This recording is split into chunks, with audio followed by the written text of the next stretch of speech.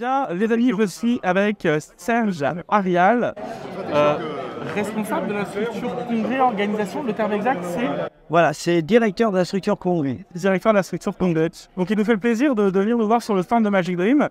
Et en fait, j'ai tellement de questions à te poser. Je vais commencer par une question peut-être un peu personnelle. Comment tu as commencé la magie? Ah là là, oh là là, ça remonte dans les vieux souvenirs. Donc j'ai commencé la magie il y a fort longtemps, j'avais 13-14 ans. Ok. En fait, l'histoire elle est simple, je jouais au foot, c'est dans une équipe de foot dans un petit village au fin fond de la Dordogne. Et puis un jour je suis tombé, je me suis cassé le bras, tu peux voir. Ouais. Regarde, toujours. Ok. C'est pas un tour de magie.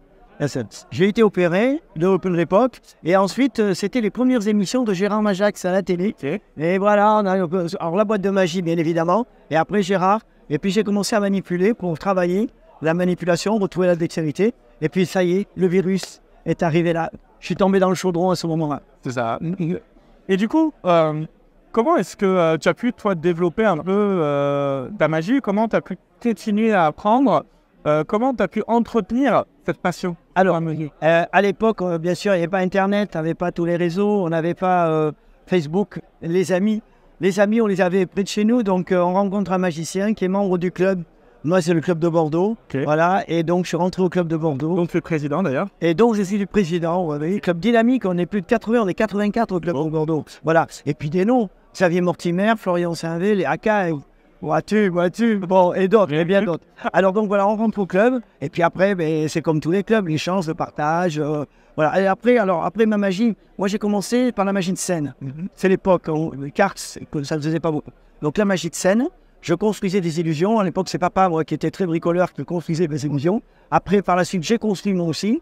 Et quand je suis monté à Paris, donc après, j'ai monté mon numéro, spectacle. Et quand je suis monté à Paris, ben, j'ai travaillé pour Georges Frousse pendant des années. Une magie, je construisais des illusions. James Hodge, pendant 4 ans, on faisait des dessins, dessiner des illusions pour des magiciens. Moi, je les construisais. Et puis, si vous avez le temps à Paris, allez voir la Miss Gorilla, Foire du Trône, une fille qui se transforme en gorille. Donc, totalement construit, améliorer le procédé. Voilà. Tu as été parmi les organisateurs du congrès. Oui. Qu'est-ce que ça implique en termes d'organisation et de préparation un congrès? Parce que je pense qu'on ne se rend pas compte, en fait, quand on est ici, quand on voit tous les stands, quand on voit le spectacle d'hier. D'ailleurs, tout le monde m'a dit énormément de bien. T'es pas venu? Je ne pouvais pas être là. En fait, je vais être honnête, c'était mon anniversaire hier et j'ai ma famille qui a fait le déplacement pour du coup venir.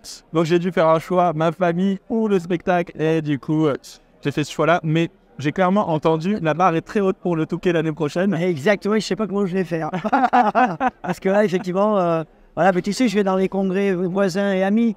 À Magie Alia en Espagne, je vais à Master Magic, je vais aussi en Angleterre, je vais sur l'RBG, je vais en Allemagne. Et c'est vrai que tous ces congrès permettent de repérer des magiciens.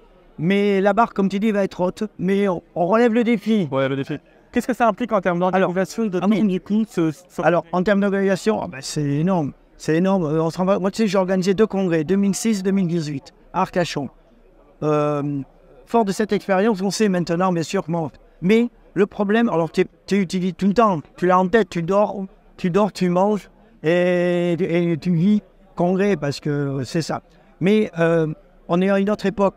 Il faut maintenant qu'on commence à réfléchir il faut réinventer nos congrès, et c'est partout dans tous les congrès. On sent bien que la jeunesse de maintenant ou la génération de maintenant ne fonctionne pas comme nous, tu vois, et tout le monde apprend avec ça. Ouais. Alors c'est un bel outil, hein. Sans ça, j'aurais pas pu faire le congrès comme ça maintenant. Mais on apprend par ça, et donc on n'est pas incité à aller rencontrer les autres et aller dans les clubs, ou même pas les clubs, mais partager la magie. Et surtout de venir au congrès.